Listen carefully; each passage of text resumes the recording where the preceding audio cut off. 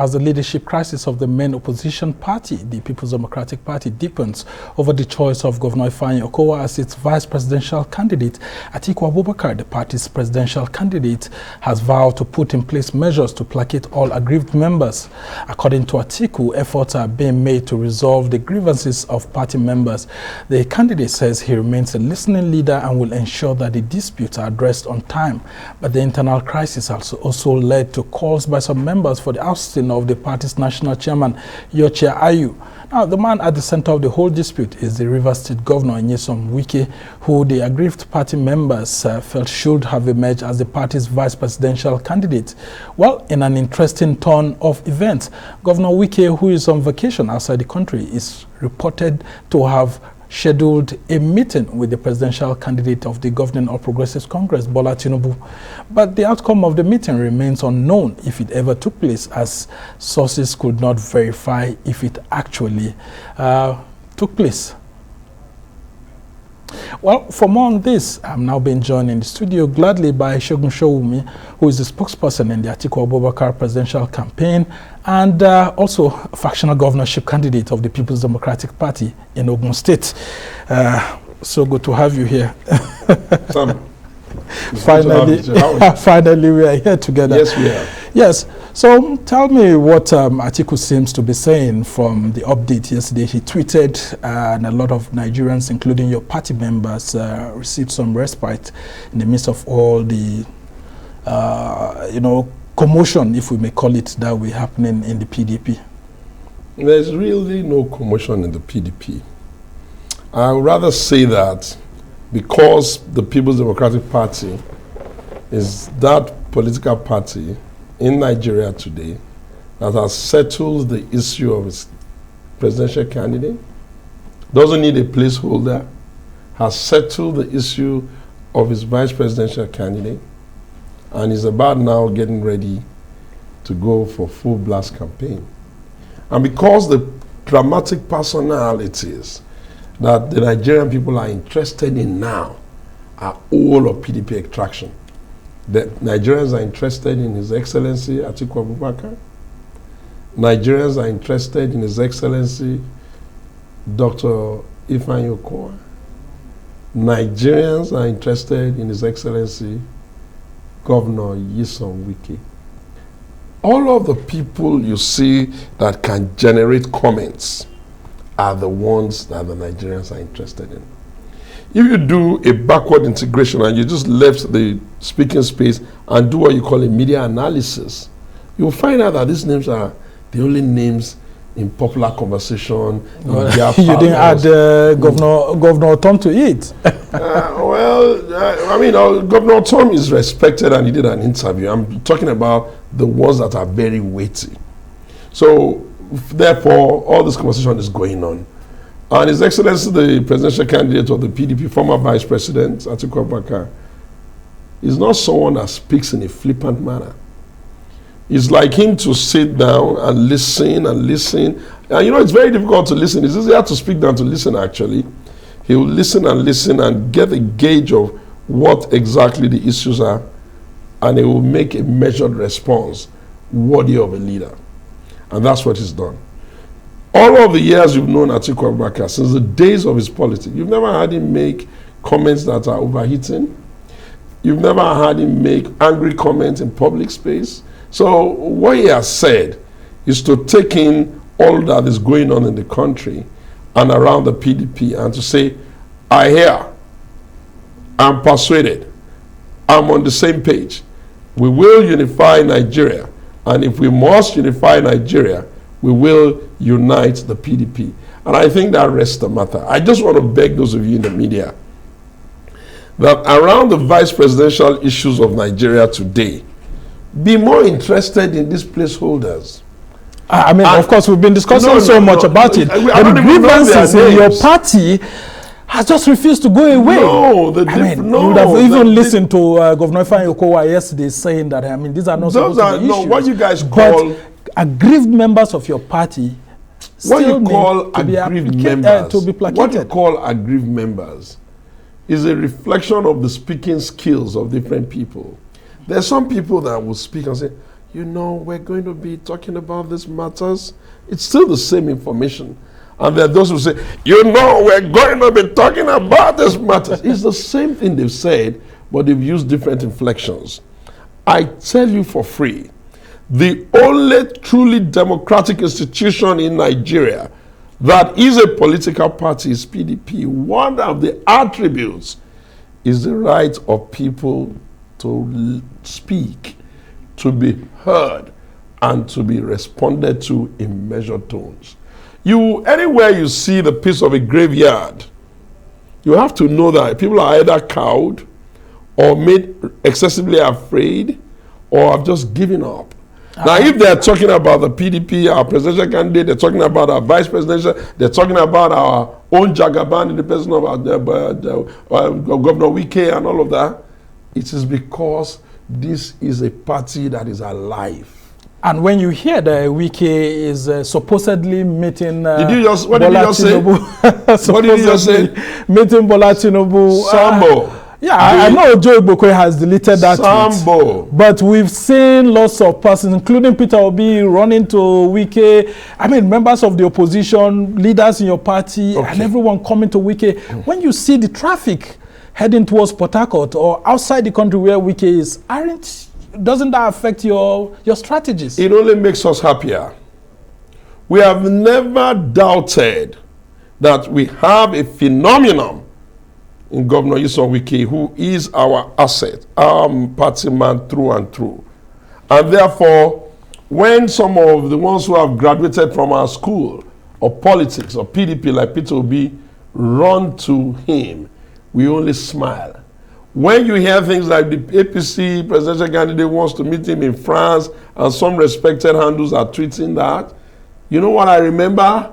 I remember my indefatigable leader, Nyesom Wike, when he said, I can never leave a place that is suffering from malaria and go and jump into a process that is suffering from cancer.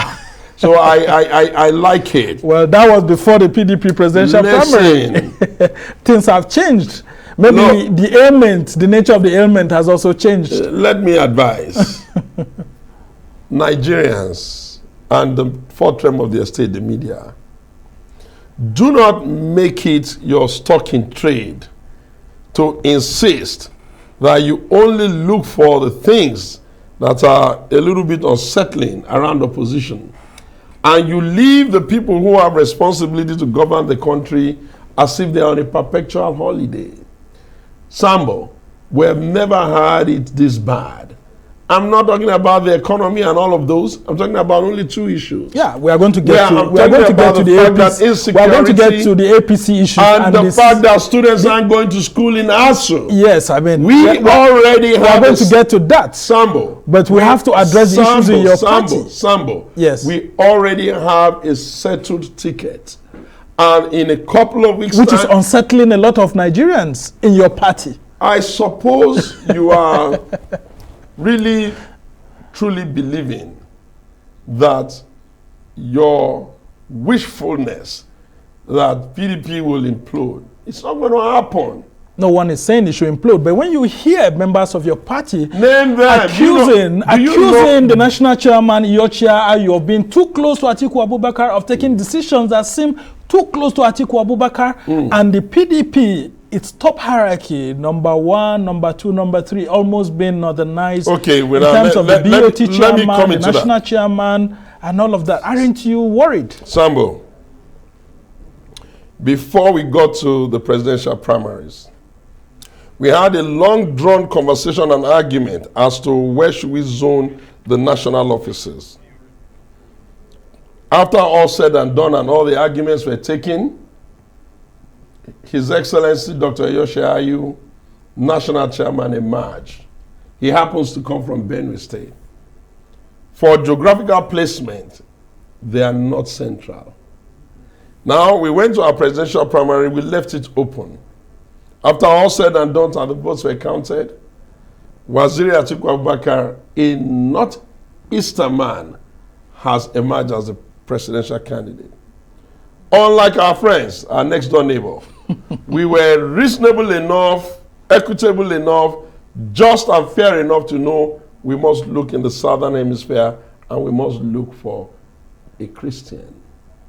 And we have picked one who is tangentially related to, because his name is Ifeanyi, I keep insisting, and also from the South. Yes, there is a slight decoloration in the sense that the presidential candidate is not, the BOD chairman is not, the chairman of the party is not. But have you forgotten what we told you just about the time that Yoshiayu came on board? We said, if the presidential candidate comes from the north, assuming he gets successful, we are not clairvoyant. We must wait until the votes are counted. We will reverse the order and someone from the south will take it. That's clear. And so it's not the very first thing on the priority list when we're trying to meet INEC guidelines and deadline to make the ticket stable. Just about now, within the next couple of days, we'll have to settle up the issue of who the governorship candidates are and all of the House of Assembly ones and load it up. Yeah, but it's the only at camp that time, saying that Sambo, it's only at that time that the exercise that produces candidacy will be over. And I can assure you and assure Nigerians, we will not run with a lopsided structure. So if people want, if they're talking about this, you can see the foundation. But for now, we're not a party where people go on holiday and the next day in the morning they change the chairman and then in the evening they do a press conference and say it didn't happen. No. Coincidentally, your candidate is being accused of going on holiday. I mean, after he lost election, he went on holiday. After he won the party's primary again, he's outside the country on holiday. I mean, what do you make to such accusations? Sambo, let me start from after he was robbed of his 2019 victory. That's how we choose to say it. He chose the path of honor. A leader can overheat the polity and encourage loyalists to just go rogue and just make the whole country ungovernable. Start screaming about revolution and all sorts of things. But when you have been Atiku Abubakar who have understood what the issues in the country are, you manage yourself and de-escalate the space. Jesus, he de-escalated the space by going on to do something else, by going to the university, by going to fix his business, by taking a rest. Let us not pretend. And leaving PDP members you are missing the point. In the lodge. You are missing. Because that's what they keep saying. When they needed him, he just left them and went to Dubai. What did they ever need him to do that he didn't do? To contain the post-election outcome. Listen to me, my brother. The post-election outcome is we go to court. We were in court. Lawyers were assembled, they were funded, they were paid, and everything that needed to happen happened. We didn't exactly get our intention in court. What did you expect? We become a show rare and then bring everybody onto the street and then make the country ungovernable. Have you forgotten that you're the official opposition? You are missing and he is the face of the official opposition. I think that there is a malady that has caught all Nigerians and we need to tell ourselves that's not the way. Do not interpret the excessive brigandage that the APC was engaging themselves in before they came into power to mean the dysentery of opposition. Opposition does not mean lawlessness. Opposition does not mean call people out and make the country ungovernable. That's not opposition. Opposition means contestation of ideas and calling them out on issues. Including providing alternatives. All those alternatives are always provided. We are a people of policy. In 1992, Atiku had a policy. In 1999, he had one. In 2007, he had one. That's how you got amnesty program. In 2015, he had another. In 2019, I marketed, let's get Nigeria working again, the Atiku plan. And even now, I can tell you for free, we have my contracted Nigerians. It's in black and white. No other aspirant, not even your friends that you like to celebrate, can tell you that beyond wanting to faff about, they have anything that remotely resembles a thought process of solutions. Okay. Look, listen, Sambo, the PDP is the only party that anybody's child can aspire to be anything. And no one is going to put him on the podium on the day and start nodding the head and they'll be coming up one after the other even stepping down for people that they know that they're better than. Okay. That's not who we are. Okay, I will ask you to just hold on now. Let's listen to Ifeanyi Okowa, who was at the presidential villa yesterday. It's politics. Obviously, after every election, you have issues. It's normal, especially in a competitive election. A lot of meetings are taking place. A lot of reach out is being made. And I believe that we're definitely going together in the next few days and weeks. But to expect that at the end of the election that everything just goes on smoothly, it's never so. And we understand that. It's not new to us, and I believe that they have been tackled in various ways. All right. It looks like Governor Ifeanyi Okowa, as the vice presidential candidate, is also doing something behind the scene to help reduce the dust that has been raised by the likes of Governor Samuel Otom. Tell us about this gentleman, Governor Ifeanyi Okowa, and what he's doing. Sumner, my friend Samuel, look at the countenance. Look at the calmness. Look at the way the words are placed. Look. As everything considered, the president and vice president of the country are the first global ambassadors of that country. And you don't have to really be a ragamuffin to hold power. That is our star boy. Every time we have put him out, no matter how... Your own version of Oshibanjo. I'm just telling you, no matter how chaotic the event is, be it go and organize primaries, be it do convention, whatever we have placed in Okowa's hand in the last couple of years, you know what we have found? We have found that once he steps into the arena, there is order. Now, you heard what he said? We will manage it. The political class in Nigeria has one disease that bedevils them. They're never prepared for an outcome that does not meet their expectation. And if it be politics, if it be democracy, one of the things you must first of all accept is that sometimes outcomes will not meet your expectation. The hallmark of what kind of leader you are is not what you do when things meet your expectation. It's how you handle and manage yourself when things do not seem to go your way. So, Governor Nyesom Wike, for example, is not handling it well. Is that what you're saying? No. What? He's not handling the outcome of this. Don't you say that. Okay. His Excellency Governor Nyesom Wike, whom I like to describe as our own version of the Jagaban, is such... Have you heard him say... Are you saying that you have a body loan in No, I'm not talking about a body loan. I'm talking about, look, let's be honest. How do you explain that a governor succeeds in managing and keeping other governors so aligned with him? The authorities are the same, they only vest it in different states. So you must concede certain leadership skills to him. And he hasn't said a thing. And Governor Otom, who has spoken, he has not said anything wrong. He has only said, okay, make the call, do the visit, I'm showing you the red flag, people need to be made calm. That's who we are. And I'm hibernating. No, listen. When you say you're hibernating, and you're a governor, and we know the weight of the office of governors in Nigeria, you're not scared. No, when a man says he's hibernating, it simply means he is introspectively connecting with God, praying, asking for direction. Meaning that it could also not be an Atiku Abubakar that he may support. It does not necessarily mean it's a direction in the favor of those whom he claimed have made things worse. Shall a man go and challenge the behemoth of APC without prayers? Or Tom has carried a big burden with the criminality of headsmen killing of his people?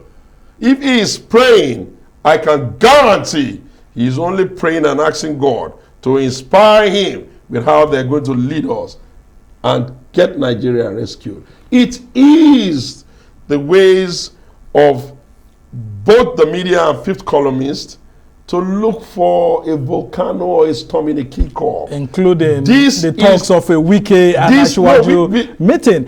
When you say Wike and Asiwaju has had a meeting, if Asiwaju... It hasn't happened, but okay, that means there's an approach, and we've seen Fayoshe's tweet. And Fayoshe is close to Governor Nyesom Wike. Let me educate you. If indeed the APC is approaching your leaders, isn't it a troublesome experience? No, hold on a second. If you have watched His Excellency Governor Wike for some time, I've never really been... I've been an Atiku man. He knows that. But one thing you cannot deny him is that he has the ability to say it as it is.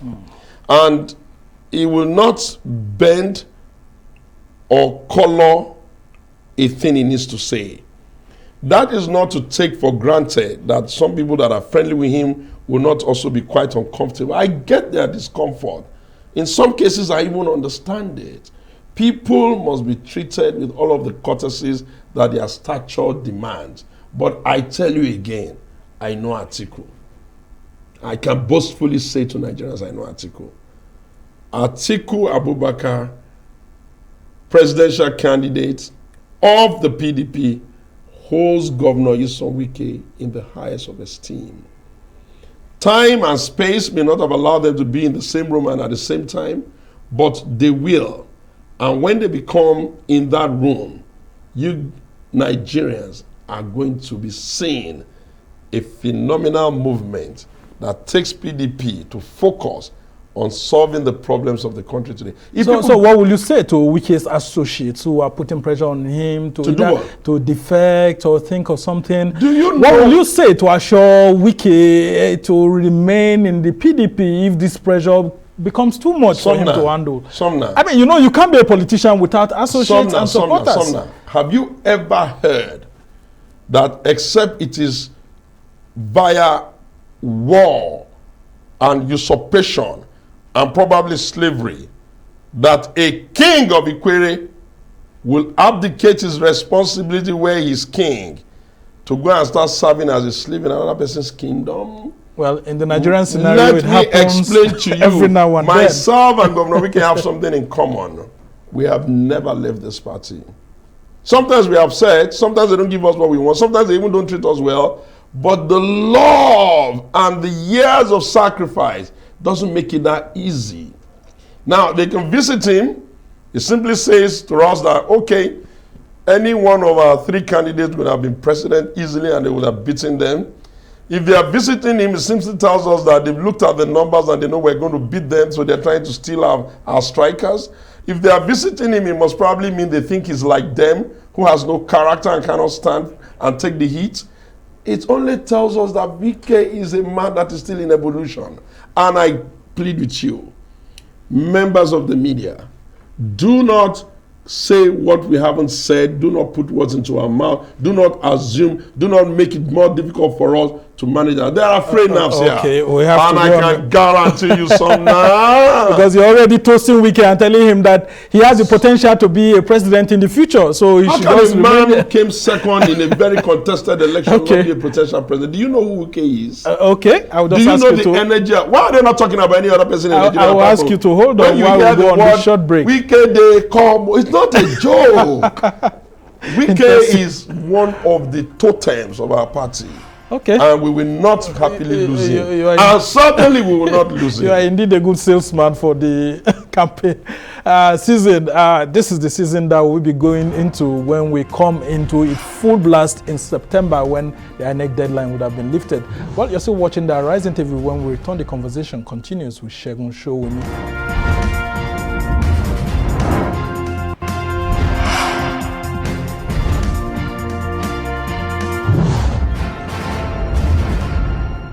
Welcome back to the Arise interview, where we speak to the newsmakers as well as ordinary people doing extraordinary things around the world and featuring the voices at the heart of the conversations. I'm Somna Sambo.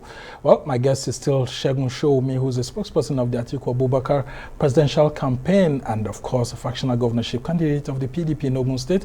And we've been taking a look at all the issues surrounding the main opposition, People's Democratic Party, and the challenges that the party is facing ahead of the 2023 polls. And still so good to have you here.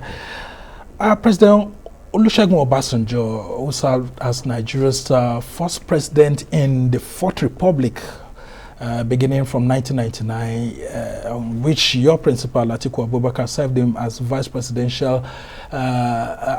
president, has been complaining of recent, not directly but indirectly, saying that he actually made one of the wrong choices he made during that term between 1999 and 2007 is the choice of, getting a vice president, and it looks like he's regretting that period. And when you hear a former president saying that, considering that Nigerians had thought that there was healing in between the chaos that happened between both of them, that should have been settled by now, don't you think that may affect the chances of Atiku Abubakar in the next election? I'd hope that I wouldn't have to talk on this matter. One, because Obasanjo is like my dad, and Atiku, and it's from your state. And he's my father. It's not just my state.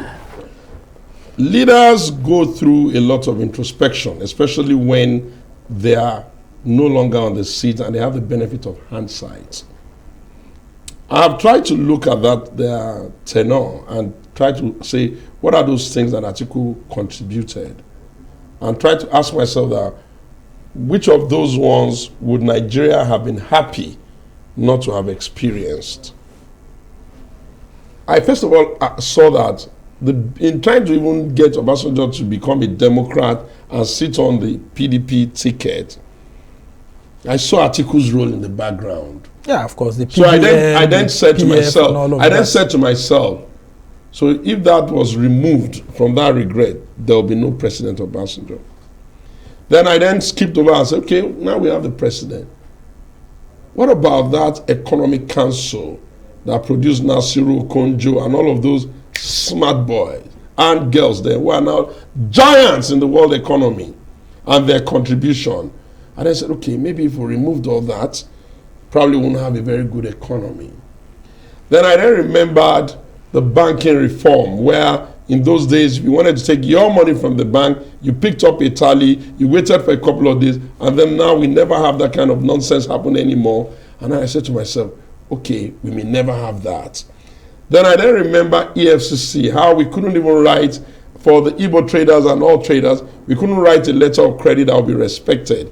And the trick and the game and the reform that brought us to be able to do all of the expansive business we do now was because we were able to come up with EFCC with Nuru Ribadu. And I said, okay, maybe we won't even have EFCC. Then we won't have ICPC. Then we won't have all of the tracking of our debt to get debt control. Then we wouldn't even have telecom reforms. The more I said then we didn't have, then I remember probably we will now have a Cameroonian beer who will sit in presidency forever because there won't be that pushback to prevent third term. And you know the phrase that came to mind? I borrowed it from Chief Obasanjo. When General Babangida was 70, in one of his interviews, I think he did say something to the effect that I regret helping Obasanjo to be president. And Obasanjo, in his nature, replied and said, a regret at 70 is a regret too late. So I'll probably just say, Daddy, Baba, no, you could not have regretted the finest choice you gave us in Nigeria. All of the issues that can bring comments. Some of these comments, Atiku still even having to live with them. Why? Because he chose to respect the order. That my boss made me vice president. If he says something, I'll just have to handle it and live with it. So is it because Atiku was too powerful politically, and that's why? No, listen, people evolve into power. Atiku was born as a child in Jada, from very, very poor parentage, except for scholarship. He'll probably never have been an educated person. Maybe he'll be a pastoralist. So he evolved into a student. He evolved into a custom officer with distinction. He evolved into a politician with Shehu Musa Yar'Adua, creating the PDM structure and working very hard. He evolved to becoming a presidential candidate. He evolved to helping us get Abiola in Jos. He evolved to going to fight for democracy, almost losing his first son, his wife, and his life, until he evolved into exile. He evolved and returned back. He evolved and he was happy to be governor of his state. And then he evolved and he was picked as vice president. He evolved until he created a university.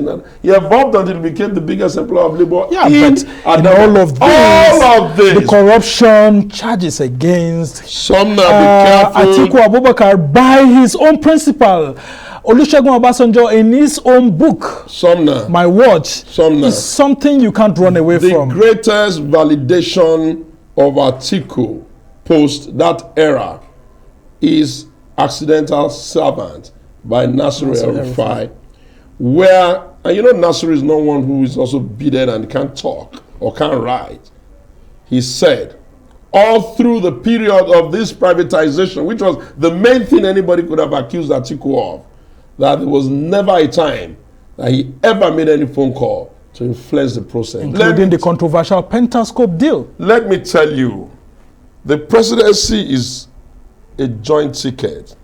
If tomorrow, and by the grace of God, you have a president of Oshibajo and the president of the country, Buhari now, is Oshibajo not going to carry some of the burden of the decision of that presidency, including all of the failures? We may never know, because the APC didn't even allow him to come and become president. We may never know whether Oshibajo would have corrected it. The presidency of Nigeria is one of the strongest, one of the most powerful presidency in the world. The difference between the vice president and the president is like here to the moon. Don't keep holding Atiku Abubakar to things he could not have influenced, especially when you know the character traits of the president. Well, he was a powerful VP. Of the powerful president. Obasanjo was not the kind of man who you could rub shoulders around. He was quite a strong man, and we love him for it.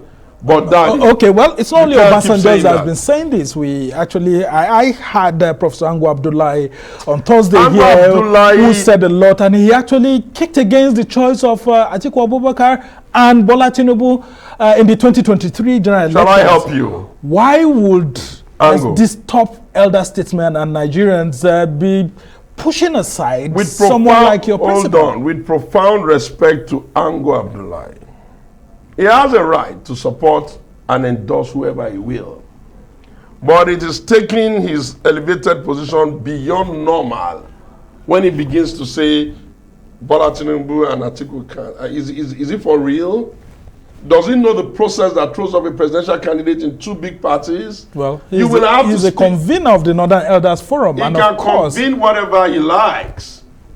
The North is made up of other rational beings who will have to take a decision. And I must even say to Ango, very quickly, profound respect, sir. The concept of the Arewa includes the Northwest, the North Central, and the Northeast. The North Central and the Northwest have always played ball to endorse and enthrone a Northeastern man. You will have to return the favor now.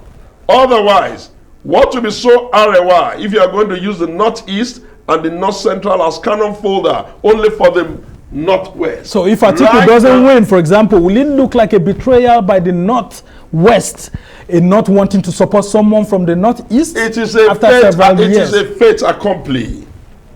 The North will be on board for Atiku. Why? Because we're not running a northern agenda with Atiku, we're running a pan-Nigerian agenda. You don't think that Bola Tinubu is making a foray into the heart of the Northwest? No, Bola should campaign the best he can. Look, we're not in campaign season yet. Bola can campaign the best he can. But what I'm saying is this. We have 6 blocks in the country. In the southern block, the Yoruba block, it's really painful that it's not an Igbo man that is on any of the 2 top tickets that have a chance. There is so you're dismissing Labour Party? There is no equity in telling the people of the Southeast to go vote for a Southwest man. Why? That we have not done president, we've not done vice president, are we the only ones in the country? And there is no equity for the Northern man to say that, oh, we would only be Arewa when we're doing Northwest. What about your brothers in the Northeast and your compatriots in the North Central? Therefore, what I'm saying is this. As crazy as everything looks, we owe it to ourselves to begin to wedge our country together. And in wedging our country together, the People's Democratic Party of Nigeria has produced a man and his deputy that speaks to all of the issues.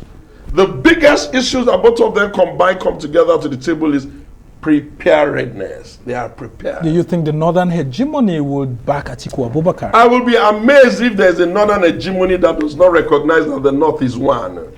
The North they are going to be before the northern ancestors of Tafawa Balewa and Ahmadu Bello. If they do not consider their northern brothers to be not enough for them, then it must then mean that it's time for the Northeast to start to build its traditional allies, probably with the Southwest. Because there is a danger that I see, which others don't, or maybe they do, or they want to profit from it. Nigeria will not run a country of batting passing between the Northwest and the Southwest alone. It does not invalidate my Yoruba. But these are the two most populous areas. It can never. Listen, with the votes that determine whoever becomes the president of Nigeria. Can you not see what the PDP has tried to do in its history? We have gone Southwest. We have deliberately gone Northwest. We lost our president. May so rest in peace. We went South-South. Here now we are going Northwest. We will eventually be left with only two zones, North Central and Southeast. And may the best man win. But if you run yourself into a leadership recruitment suggestion that every time you have to pass the baton, it goes to the western corner of the North, and when it gets to leave them, it runs to the southern corner of the Southwest, then I guarantee you, you're going to only after some time have issues of legitimacy in 4 zones. It's bad enough for us to even manage the legitimacy challenge of the Southeast. Therefore, I say to Ango, sir, with profound respect, Sir Ahmadu Bello and Tafawa Balewa, your leaders, wedge together a one North. It's time now for those of you that are the successor to prove that to be true in all sense. Or else it will no longer be. Well, I'm not enough. I wouldn't know what the reactions would be. I've only tried to tell them. Ask yourself, what would Tafawa Balewa do? Ask yourself, what will Ahmadu Bello do? Will the El Kanemis, the owners of very strong empires in the Northeast, would you expect them to perpetually be supporting candidates of Northwest, and then when a candidate of theirs finally makes it, you're going to start looking for other reasons not to support your northern brother? That cannot be politics. Well, in the face of an 80 years of President Muhammadu Buhari, who is in Northwest. Did you not just hear that I said Northwest? Yeah, I mean Northwest of President Muhammadu Buhari, who... and that's the reason why you have 8 years of Obasanjo, 8 years of Osinbajo. Yeah, but you know that these same northern leaders, these northern leaders are still being blackmailed by other parts of the country, that power must shift to the southern part of the country. No, nobody's blackmailing anybody. If they were that smart, they should have given Yaya Bello. And I would have said, okay, they are accommodating the big middle, the North. They didn't. It didn't matter how hard he worked. It didn't matter how powerful his campaign was. They were only interested in playing to the parochial numbers of Northwest and Southwest. And being a Yoruba man, I don't see any great advantage in the future of the country. If we run a nation where we're passing the baton only between the Yorubas and the people in the northwestern corner, if we can balance the other zones, let us do it now. And some others will disagree with you. No, and say that balancing should not be now. We should be after an 80 years. You know, we don't. 80 years. Sambo, this is my first time on your program. Let me tell you what the issue here is. We don't have a zoning arrangement that is pan-party or cross-party. Each party does its zoning according to its own rules. As far as PDP is concerned, we have been more in the south than anywhere else.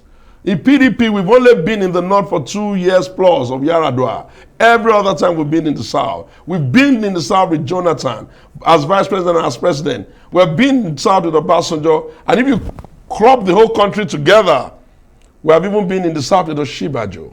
And you should be nervous, because I know you are not a Yoruba man. You should be nervous of the prospect of a baton passing between the northwest and the southwest. You know why?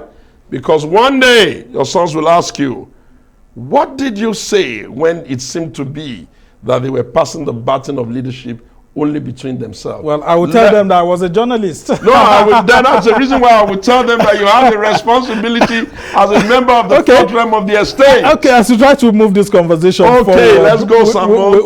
We've seen lots of things happening, and of course, the country is in a serious challenge right now. I just want you to tell us how your party, the PDP, and of course its presidential candidate, is trying to work out a manifesto that will be in sync with the current realities of what Nigerians need from the next president. Because I can tell you that a lot of Nigerians said that the next president is not going to be having up to maybe 4 hours sleep, because the problems of the country are enormous. You know, sometimes, even before we got into this next circle, I sat with His Excellency Atiku one day, and I asked him a question, just carelessly.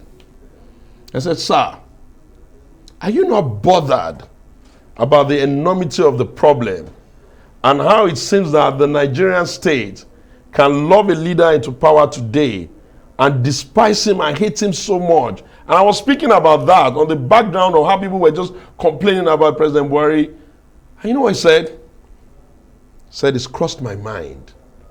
He said, that's the reason why I spend a lot of time just getting the best brains all over the world to think about this problem, to write policies, to break it down, to make it easy to implement, to review and review. People think that when Atiku goes abroad, he's going to play. I can tell you for free because I know. He always goes to have a sober environment where that level of thinking, that level of connection can happen. Well, the pictures posted by Dino Melaye doesn't show an Atiku who is doing that introspection that you're talking about now. Let me beg you that even if Atiku, if the work of the president was that of a miner, you know those who mine, they stay a long time in the ground, below the surface, and they are looking for whatever they're looking for. They still sometimes come out to get fresh air. They still have to sit down and eat. They still have, people come to them and say, oh, can I have a picture? You expect them to drive them away? Atiku is a damn serious man. One day I asked his wife, I said, ma, people roam around your husband 24 hours. Where does he have time to think? You know what she told me? She said, you don't know him. And I didn't know him that much then. She said, he sleeps little. That while she's sleeping, all she's hearing is bah, bah, bah. When I now ask her, what is this bah, bah, bah? She says, he's treating files and dropping them one after the other. He's treating files. And you will never send Atiku an email, he won't respond. You will never send him a WhatsApp, he won't respond. If Atiku doesn't respond, it's probably because he doesn't want to say no to hurt you. He would rather be quiet and see whether there's another way we can go around it. But I tell you with every sense of responsibility, it will be a great disservice to the next generation of Nigerians if a man like Atiku, who understands the historical issues, the perspective on restructuring and all of those issues, he knows and he understands them clearly, who is very big on human capital development, education, because that was what made him, and who understands the economy and how to make sure that we can get enough excitement back into the country to begin to prop it up, who understands what poverty means and who understands what it means to become great. Atiku believes that with every one of us, every Nigerian, uniting ourselves and resolving the housekeeping issues, we will be the greatest country on earth. Yeah, and he has the ability to form a cabinet day one. And luckily... Not waiting after 6 months. No, 9 months. Luckily, he also has an extremely calm, absolutely educated, eloquent and measured deputy. A couple of days ago, I was asking someone in Delta, I said, look guys, tell me one thing that Okonwa did phenomenally in Delta. You know what he told me? I know Warri, and I didn't know Asabatuma, but I know Warri. You know what he told me? They said, formerly when the rain pours in Asaba, the place is logged with water and all of that. He said, do I know the amount of drainage that is underground now? That once the rain falls in Asaba, it goes away. And then I said, really? He said, yes, it's underground. That's why you don't see the water. So I'm trying to tell you those reports. I'm trying to tell you've seen the report. Thank you. I'm trying to tell you. I'm trying to tell you. We're not trying to joke in this next presidency. Okay. We're not trying to play to the gallery. Now, we're not trying to dance and eat small like the fire I should try to round off because okay, you're rounding up. Yeah, I mean, some few minutes left. Wow. What's the thinking of Atiku Abubakar on the issues of insecurity? How do we tackle it? He told me one day, because usually I don't speak for Atiku because I don't ask him questions. I ask him tough questions. I asked him that question you've asked me one day, and he said to me, Segun, my greatest agony that I really can't understand why is that the plane is flat. With good equipment, you can see very far. I can't understand how we'll be fighting and we'll not finish this thing when this country could go into a swamp and some, riverine area and be out of it in a couple of years. Obviously, security is the biggest concern of his. You know what he has had to pay?